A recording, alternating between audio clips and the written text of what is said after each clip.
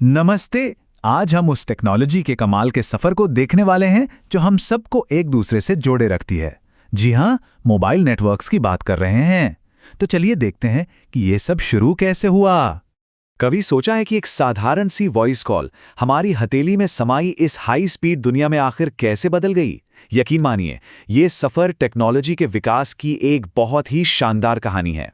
तो चलिए इस कहानी को शुरू करते हैं बिल्कुल शुरुआत से, पहली और दूसरी पीढ़ी के नेटवर्क से, जिसने इस मोबाइल क्रांति की नींव रखी थी। ये वो दौर था जिसने हमारी दुनिया को हमेशा के लिए बदल दिया। सफर शुरू हुआ 80 के दशक में 1G के साथ, फिर 90 के दशक में 2G ने एक बड़ा कदम उठाया और 2000 के दशक आते आते 3G ने इंटरनेट को हमारी जेब में पहुंचा दिया। 1980 का दशक 1G ने दुनिया को पहली बार मोबाइल वॉइस कॉल से मिलवाया। ये अपने आप में एक बहुत बड़ी बात थी, लेकिन हाँ, ये सिर्फ एक शुरुआत थी। इसका बस एक ही मकसद था, आवाज़ को एक जगह से दूसरी जगह तक बिना तारों के पहुंचाना। पर हाँ, 1G में कुछ बड़ी दिक्कतें भी थीं। ये एक एनालॉग नेटवर्क था, तो आवाज़ की क्वालिटी कुछ खास अच्छी नहीं थी और सिक्योरिटी भी बहुत कम थी। और उस जमाने के फ़ोन, अरे वो तो बहुत बड़े और काफ़ी महंगे हुआ करते थे। 1G से 2G पे आना ये सिर्फ एक अपग्रेड नहीं था, ये तो एक पूरी की पूरी क्रांति थी। जहां 1G सिर्फ एनालॉग वॉइस कॉल कर सकता था, वहीं 2G डिजिटल हो गया और उसने हमें दिया SMS यानी टेक्स्ट मैसेज।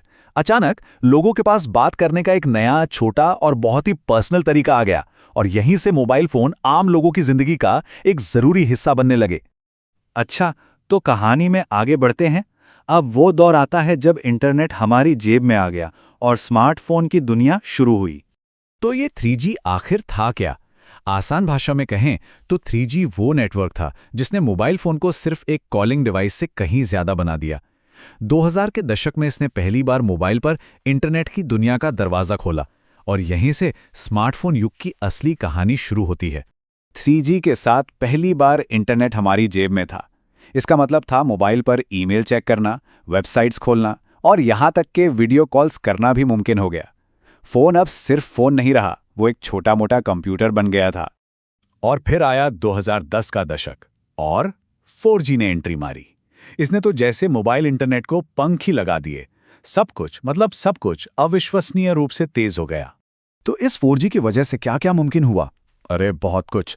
YouTube बिना रुके चलने लगा, ऑनलाइन गेमिंग का मजा दुगना हो गया और HD वीडियो स्ट्रीमिंग तो आम बात हो गई। पर जो सबसे बड़ी क्रांति हुई वो थी ऐप वर्ल्ड की।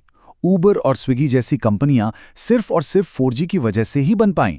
इसने हमारी आज की डिजिटल लाइफस्टाइल की नींव रखी।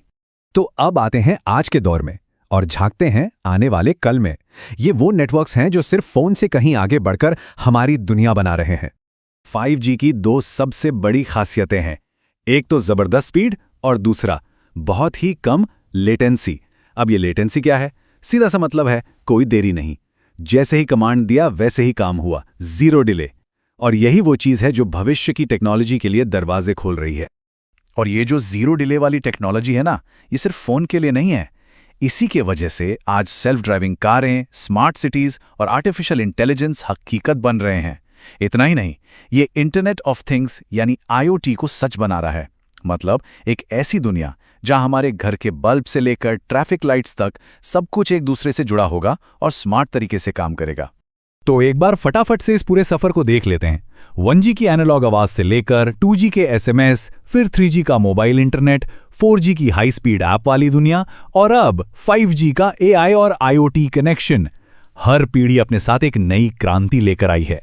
पर कहानी यहाँ खत्म नहीं होती है। अब डेवलपर्स 6G पर काम कर रहे हैं और उम्मीद है कि ये 2030 के आसपास तक आ जाएगा। इसकी स्पीड कितनी होगी?